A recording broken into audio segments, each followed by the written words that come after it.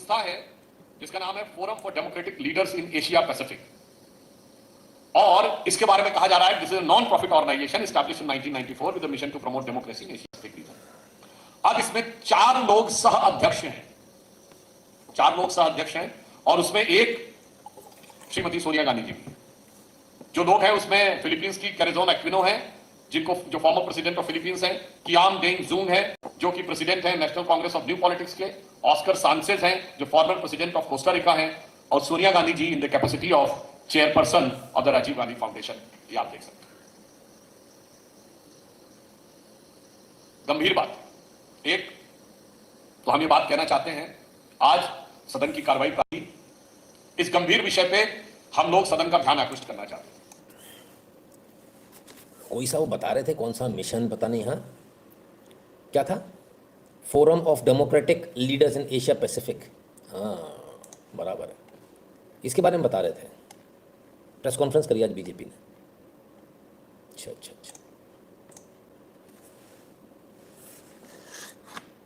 कुछ याद आया इस हरे कागज को देखकर?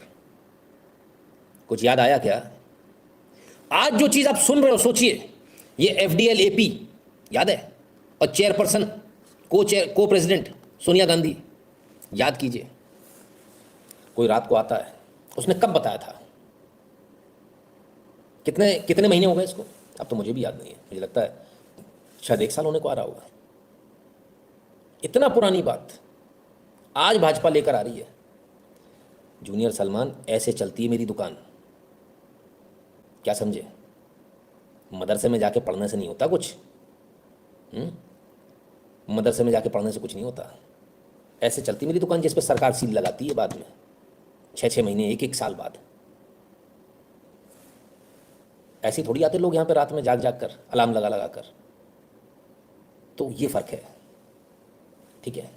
लगभग 1 साल लोगों का कहना है कमेंट में, लगभग 1 साल पहले बताया था। 1 साल बाद आज होश आ रहा है भाजपा को कि ऐसा कोई ऑर्गेनाइजेशन है, समझे? आगे समझ में दुकान कैसे चलती। कल से पैसे भरना शुरू करना, फ्री में बहुत देख लिया तुमने, हैं? चलो भाई, तो साहब इसकी ही बात हो रही है ना। तो को प्रेसिडेंट हैं एफडीएलएपी के, forum of democratic leaders in Asia Pacific. कहना यह है इनका कि हम तो लीडर्स बनाते हैं यहाँ से ना, लीडर्स नहीं बनाते साहब, यहाँ तो बहुत कुछ हो रहा है। ऑर्गेनाइजेशन स्ट्रक्चर देख लीजिए, सोनिया गांधी को प्रेसिडेंट में से हैं, ये हम पहले दिखा चुके हैं, यही डॉक्यूमेंट एज इट इज हम दिखा चुके हैं आपको। अब जरा आ जाइए कि इसको मदद कौन करता है, इसको फाइनेंशियल सपोर्ट किससे मिल रहा है। FDL AP's continue existing and the activities are due to large part of generous contribution from the Soros foundation. ओ हो, सोरस फाउंडेशन, उनकी वेबसाइट का स्क्रीनशॉट है सर, ये खुद से डिक्लेयर कर रहे हैं ना, वो है ये। सोरस फाउंडेशन से पैसा मिलता है इनको। और उसके बाद ये करते क्या है, कश्मीर पर, settling Kashmir prospect for peace justice independence, Kashmir पर बात करेंगे। ये चीज़ हम एक बहुत पुराने लाइव में, तकरीबन 1 साल पुराने लाइव में बात कर चुके हैं। आज बीजेपी इसको उठा रही है, अच्छा लग रहा है देखकर, उठाना चाहिए, देर से नहीं, इसको बहुत पहले उठा लेना चाहिए था, बल्कि ये तो मेन मुद्दा होना चाहिए था चुनाव का। यद्यपि आज श्रीमती सोनिया गांधी जी का जन्मदिन भी है, तो हम उनको जन्मदिन की मुबारकबाद भी देते हैं, और देश की तरफ से यह भी कहना चाहेंगे कि कम से कम आज के दिन उन्हें इस विषय के ऊपर अपने साथी लोगों से कहना चाहिए कि वो ईमानदारी से चल दें। आज इस विषय पर हम सबका यह आग्रह था कि यह गंभीर विषय उभर कर सामने आया है। आप देखिए इसके उपरांत ये फोरम काम क्या कर रहा है। अब आप देखिए यह भारत के बारे में क्या कह रहा है, turn the system of governance upside down towards the sustainable democracy. यानी भारत में कह रहा है कि लोकतांत्रिक व्यवस्था खत्म हो रही है। अब देखिए पाकिस्तान के बारे में क्या कह रहा है, Islam means justice and justice means right. An interview with the cricketer legend and fiery social political activist Imran Khan. अब देखिए साहब कश्मीर के बारे में क्या कह रहा है, prospects for peace justice and independence in Kashmir. और इंटरव्यू किसका है, interview with lieutenant general retired Nishan Ahmad, director institute of regional studies Islamabad Pakistan. Bharat में डेमोक्रेसी खत्म हो रही है और कश्मीर में जस्टिस होना चाहिए, उसके लिए पाकिस्तान के थिंक टैंक का इंटरव्यू।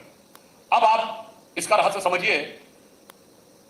वेबसाइट पे प्राप्त जानकारी के अनुसार financial support by contribution from Soros Foundation. Up, the dots seems to be connected. And Mr. George Soros is the same person which has openly pledged that he has put up $1 billion to destabilize the Modi government.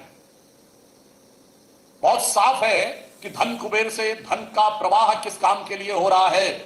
आज तक भारत या विदेश के किसी भी धनी व्यक्ति ने ओपनली पॉलिटिकल एजेंडा के लिए धन देने की वह घोषणा नहीं की है, और यह जॉर्ज सोरस ने किया है। इसलिए हम इस गंभीर विषय को उठाना चाहते हैं।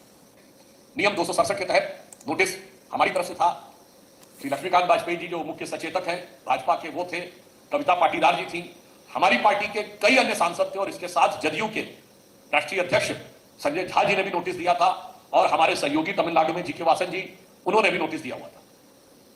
परंतु विपक्ष इसके ऊपर ईमानदारी से चर्चा नहीं चाहता है, और इसलिए वो अपनी इन कारगुजारियों को छुपाने का जितना भी प्रयास कर ले, आज हम साफ साफ विपक्ष और विशेषकर कांग्रेस पार्टी से पूछना चाहते हैं कि ये forum for democratic leaders of Asia Pacific से आपका क्या संबंध है? प्रेसिडेंट है, संबंध क्या है? और कैसी बातें करते हैं सुधांशु जी? कह रहे लोग बात नहीं करने दे रहे, हम उनसे कह रहे कि बातचीत। अरे सुसाइड करेंगे क्या जाके वो? अरे भाई बात करेंगे तो फंस नहीं जाएंगे? बताना नहीं पड़ेगा यहां हम क्या कर रहे थे? इससे हमारा क्या लेना देना है? और ये फोरम बनाने की आवश्यकता कैसे पड़ गई? किसकी परमिशन से बना? क्या कांग्रेस पार्टी ने इसकी कोई परमिशन ली? सरकार से तो नहीं लेंगे, इलेक्शन कमीशन से तो ले लो जहां रजिस्टर्ड हो। ली क्या?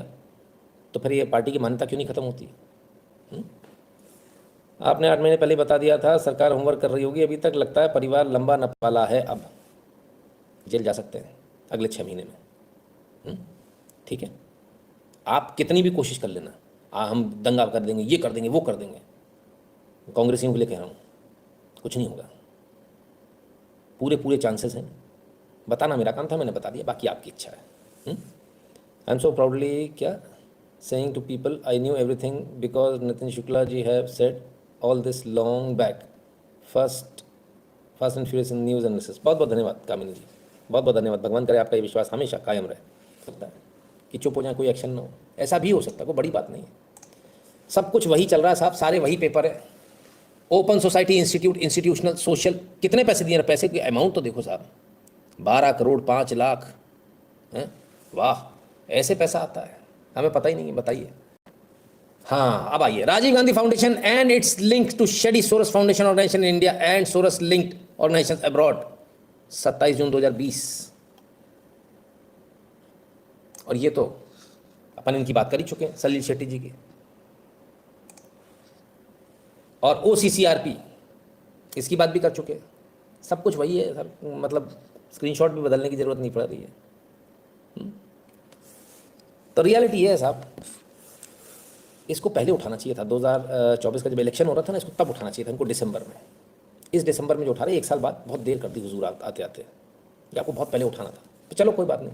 बीजेपी के साथ प्रॉब्लम मालूम क्या है? जब बिल्कुल सिर पे पड़ जाती है ना, जब मालूम है कि अब तो सत्ता ही बेदखल कर देंगे, सत्ता से उखाड़ के फेंक देंगे, तब इनको होश आता है। बोले नहीं काम करना है, और बोल दो तो बुरा भी लग जाता है। पहले ही कर लिया कीजिए, अच्छे रहेंगे, फ़ायदे में रहेंगे। हम बीजेपी और कांग्रेस की बिल्कुल बात नहीं कर रहे हैं यहाँ, इसको भी समझ लीजिए। हम बात बिल्कुल एक टक सीधी कर रहे हैं, और वो ये है कि जो राष्ट्र के साथ खड़ा है उसके साथ हम रहेंगे, और जो राष्ट्र विरोधियों के साथ खड़ा है उसका विरोध हमको करना होगा। क्योंकि वरना बाकी देशों का देख रहे हो ना क्या हाल हो रहा है, ताश के पत्तों की तरह से गिर रहे हैं, धड़ाधड़। रिजीम चेंज सब जगह। मैं अपने देश में नहीं होने दूंगा, और मैं बहुत क्लियरली बता दूं, बहुत क्लियरली।